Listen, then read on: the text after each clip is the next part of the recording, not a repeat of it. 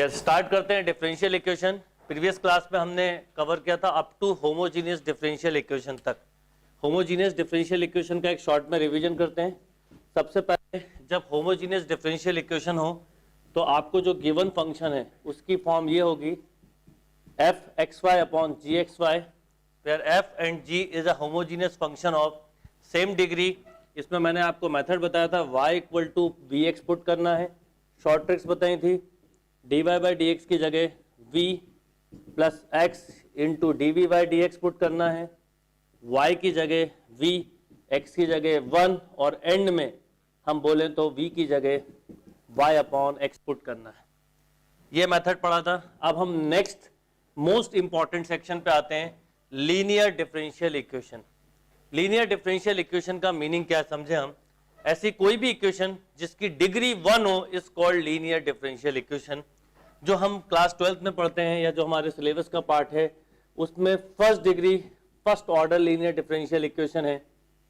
पर जब हम लीनियर इक्वेशन की बात करते हैं तो हो सकता है एन ऑर्डर की भी हो, मतलब आपको इस फॉर्म की भी मिल सकती है, a naught D N Y upon D X power N plus A one D power N minus one Y upon D X N minus one plus A two D N minus two Y upon D X N minus two up to A N equal to 0।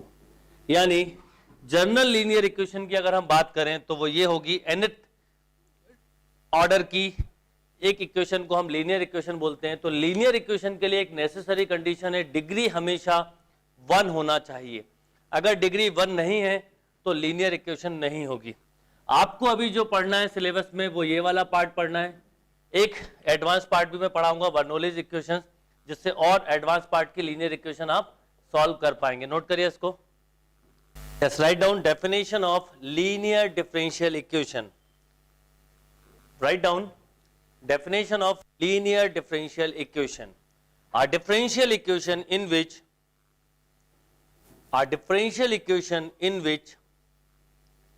the dependent variable and all its derivative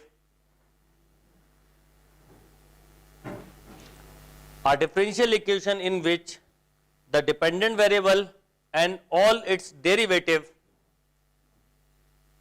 its derivative occur in the first degree only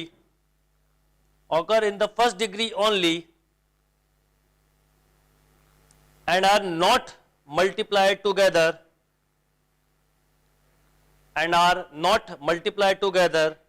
is called a linear differential equation. Not multiplied together का meaning क्या है वो हम यहाँ पे समझते हैं। सबसे पहले लीनियर इक्वेशन का मतलब है ऐसी कोई भी इक्वेशन जिसकी डिग्री 1 हो हम उसे लीनियर इक्वेशन बोलेंगे। बट उस समय हमें यह देखना होता है, जैसे ये एक मैंने इक्वेशन लिखी x square d y by d x plus 6xy equal to sine x, this is linear equation, ध्यान रखिएगा।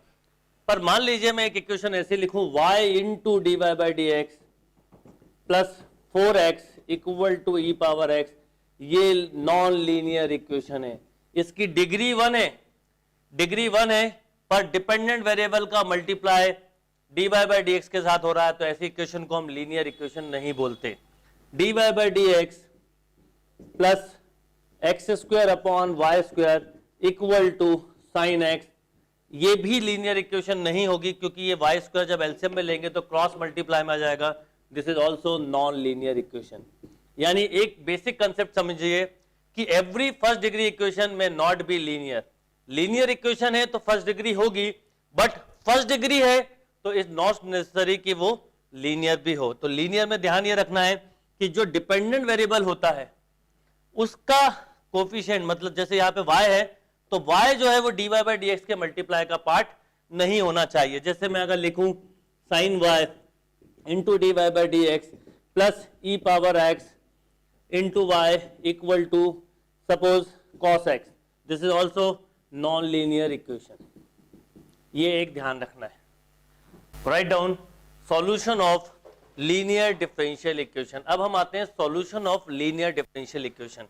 डिफरेंशियल इक्वेशन की फॉर्म क्या होगी, dy by d x plus p y equal to Q,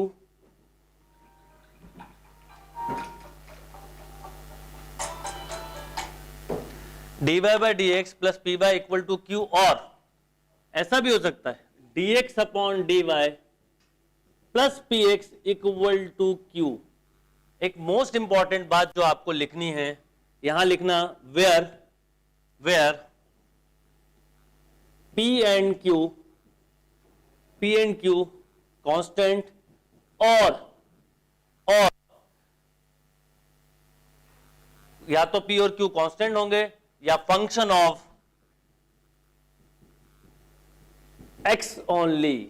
मतलब समझिएगा, अब अगर मैंने इक्वेशन ये लिखी है d y by d x plus p y equal to q, तो यहां पर डिपेंडेंट वेरिएबल y है, इंडिपेंडेंट वेरिएबल x है।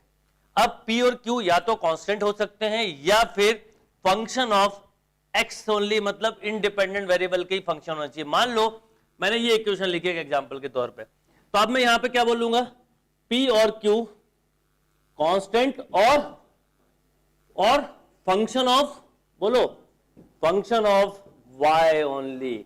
मतलब एक चीज याद रखना है, जो नीचे आया है जो इंडिपेंडेंट वेरिएबल है उसी के ये कोफिशिएंट हो सकते हैं और किसी के नहीं होंगे। जैसे यहां पर p और q function of x only है, तो यहां पर p और q function of y only है।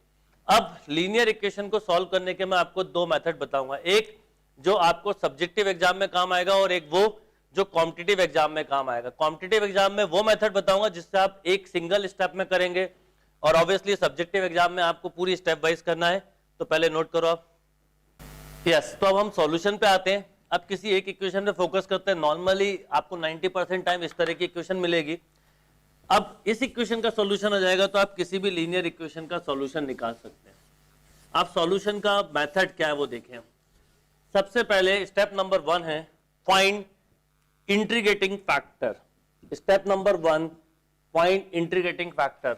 कई बार समटाइम्स आप देखेंगे कॉम्पिटिटिव एग्जाम में आपसे केवल इंटीग्रेटिंग फैक्टर भी पूछा जा सकता है। इंटीग्रेटिंग फैक्टर क्या होता है ध्यान दीजिएगा, ई पावर जो मैं बोलता हूं वो ध्यान रखना, e power coefficient of y with respect to independent variable. फिर से ध्यान दीजिएगा, इंटीग्रेटिंग फैक्टर होता है e power coefficient of y with respect to dx। क्योंकि अभी जब मान लो, मैं ये दोनों एक साथ इसलिए बता रहा हूं, अगर सपोज ऐसी इक्वेशन होती plus px equal to q, तो यहां पर इंटीग्रेटिंग फैक्टर होता है e power coefficient of x with respect to y। Integrating factor क्यों निकालते हैं? इंटीग्रेटिंग फैक्टर सम फॉर्म को प्रोडक्ट फॉर्म में कन्वर्ट कर देता है।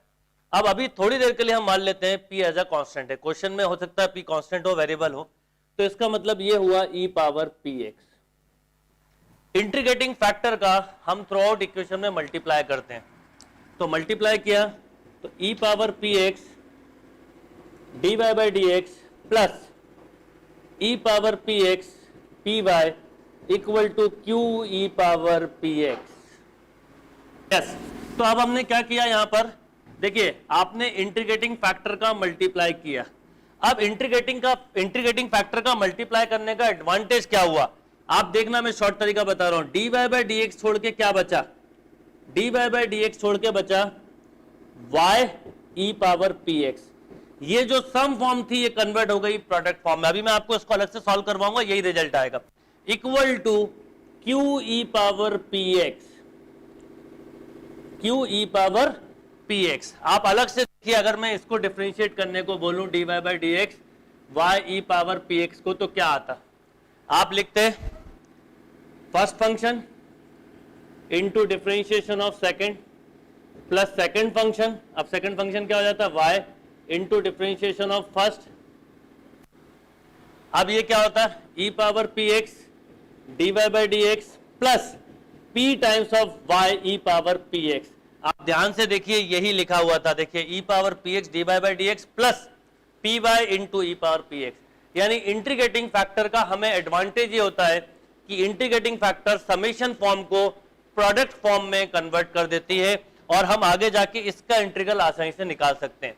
तो ये एक रीजन था। अब ये चीज हुई, अब आगे बढ़ते हैं। अब क्या करोगे, आप दोनों तरफ इंटीग्रेट करोगे, ये dx उधर जाएगा, यहां पर d से इंटीग्रेशन कैंसिल होगा, मतलब आप ऐसा लिखेंगे d y e power P x, यहां क्या लिखेंगे, d y e power P x equal to Q e power P x D x. ये डी से इंटीग्रेशन कैंसिल, एक्चुअल में फर्स्ट ऑर्डर है तो यहां पे आप डायरेक्टली ये भी लिख सकते थे स्टेप, तो y e power P x equal to q q into e power P x D x plus of C.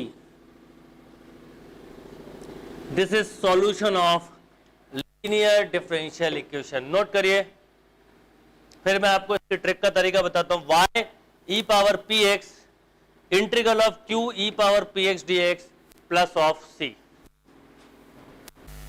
Yes, तो ये इसका सॉल्यूशन हो गया। तो हमें याद क्या रखना है, अब देखो आपको केवल इतना सा याद रखना है, अगर कॉम्पिटिटिव एग्जाम कर रहे हैं तो इसका सॉल्यूशन सेट हमने निकाल लिया, y e power P x equal to Q e power P x D x plus C, या और शॉर्ट में जाऊंगा जो मैं कॉम्पिटिटिव एग्जाम में यूज करूंगा, y into integrating factor equal to Q into integrating factor plus of C. ये हमारी शॉर्ट ट्रिक्स होगी, कैसे यूज करेंगे अभी 5 मिनट बाद बताऊंगा। लिखिए, y into integrating factor equal to integration of Q integrating factor plus of C. चलिए स्टार्ट करते हैं, क्वेश्चन पे आते हैं। क्या ध्यान रखना है, अभी हम पहले 2 क्वेश्चन बिल्कुल मेथड से कर लें, फिर उसके बाद हम इसके शॉर्ट ट्रिक्स पे आएंगे। सबसे पहले याद रखिएगा, लीनियर डिफरेंशियल इक्वेशन जब भी पढ़ें dy बाई डी एक्स का कोफिशिएंट यूनिटी बना के ही करें। और इसका सॉल्यूशन मैंने लिखवाया, y into integrating factor equal to Q into integrating factor plus of C. ये हमारे लिए ऑब्जेक्टिव में काम आएगा। अब अभी अगर मैं मेथड से चलूं तो यहां पर इसका कोफिशिएंट 1 नहीं है, तो सबसे पहले मैंने x का डिवाइड किया, dy बाई डी एक्स हो गया 3 by x y equal to x। अब rule number next, find integrating factor, वो होगा e पावर, मैंने बोला था coefficient of y 3 by x with respect to independent variable. अब इसका हुआ e पावर 3 log x। ये मोस्ट इंपॉर्टेंट एक फॉर्मूला जो हमेशा काम आता है, a power log base ax equal to x। इसको याद ऐसे रखिए, log का बेस पावर का बेस सेम हो तो बचा हुआ coefficient, a power m log base ax हो तो x पावर m। ये जनरल फॉर्मूला हुआ, कैलकुलस में हमेशा हमें e बेस होता है, मान लो e के साथ है m log बेस ex तो x पावर m, लॉग का बेस और पावर का बेस सेम होना चाहिए, e पावर लॉग बेस ई एक्स तो सिंपल x। ये फॉर्मूला यहां बहुत यूज में आने वाला है। इसका मतलब ये हुआ कि हम इसे लिख सकते थे इंटीग्रेटिंग फैक्टर को केवल x क्यूब, अगर केवल ये पूछा जाता तो काम खत्म।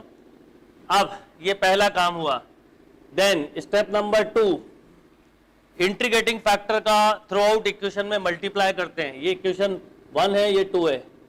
अब 2 में मैंने x क्यूब का मल्टीप्लाई किया तो मुझे मिला x cube dy by d x, यहां पे सॉरी प्लस लिखना था, ये प्लस था याद रखिएगा, प्लस x क्यूब का मल्टीप्लाई किया तो मुझे मिला 3x square y equal to x power 4। अब देखिए क्या होगा, अब इसके बाद मैंने आपको बोला था dy बाई डी एक्स छोड़ के जो बचे वो लिखो, तो बचा y और x क्यूब, और यहां पर x पावर 4 रहने दीजिए। अब सोचिए आप लॉजिकली इसका डिफरेंशिएशन कर रहे होते तो क्या आता, x cube dy by d x plus x cube का 3x स्क्वायर इंटू y। तो इंटीग्रेटिंग फैक्टर का जैसे ही मल्टीप्लाई करोगे सम फॉर्म प्रोडक्ट फॉर्म में कन्वर्ट हो गई। अब इसका इंटीग्रेशन किया तो यहां हुआ y(x cube equal to x power 4 dx plus c, तो y(x cube equal to x power 5/5 plus c। ये फाइनल रिजल्ट आया। Note down. एक बार पूरा फिर से एक्सप्लेन कर देता हूं। सबसे पहले क्या करते हैं कि जब भी क्वेश्चन करो, मैंने वो साइड में इसलिए लिखा है कि ये हमारी कुछ बेसिक चीजें हैं, तो dy बाई डी एक्स का कोफिशिएंट 1 बनाना जरूरी है। तो 1 बनाने के लिए सबसे पहले आपने x का डिवाइड किया, तो ये 3/x हुआ, ये x हो गया। अब y का कोफिशिएंट होता है तो वो इंटीग्रेटिंग फैक्टर में जाता है, किसके रिस्पेक्ट में कर रहा हूं, x के, तो e power integration of 3/x, तो एक तरह से e पावर 3 log x हो गया। अब इसका ये फॉर्मूला है तो ये x क्यूब हो गया, ये क्लियर है, e power m log x है। अब यहां पर x क्यूब का मैंने मल्टीप्लाई किया, इसके बाद ट्रिक ये है कि dy बाई डी एक्स को छोड़ के जो बचे वो आप प्रोडक्ट में लिख दो, तो क्या बचा है y और x क्यूब। आप अलग से इसको सॉल्व करोगे तो यही रिजल्ट मिलेगा, अलग से करके देखो आप वैसे ही मेंटली हो जाएगा x cube dy by d x plus y into differentiation of x cube 3x square. तो इसका मल्टीप्लाई से फायदा हुआ, इक्वल टू क्या आया x पावर 4। अब इसके बाद मैंने dx यहां ट्रांसफर किया, यहां पर इंटीग्रल किया तो d से कैंसिल, तो ये बचा equal to integration of x power 4 जो कि हो जाएगा x पावर 5/5। अब यही क्वेश्चन अगर मुझे डायरेक्ट करना होता तो क्या करता वो भी बता देता हूं आपको। अगर डायरेक्ट करना होता तो आप एक स्टेप में आंसर ऐसे लिखते, सबसे पहले x का डिवाइड करना मत भूलना बस, तो dy by d x plus 3/x into y equal to x, integrating factor निकाला e पावर 3/x dx, यहां तक तो सब सेम चलेगा, e पावर 3 log x यानी बेसिकली x क्यूब मिला। अब सॉल्यूशन लिखने का मैंने तरीका बताया था, y into integrating factor equal to, देखिए लिखा है इक्वल टू q कितना है यहां पर, ये है q, x into integrating factor plus c, खत्म। तो y x क्यूब यहाँ x पावर 4 हो गया तो x पावर 5/5 प्लस c। ये ऑब्जेक्टिव एग्जाम में करना है, ये काम ऑब्जेक्टिव एग्जाम में, स्टेप वाइज सब्जेक्टिव एग्जाम में।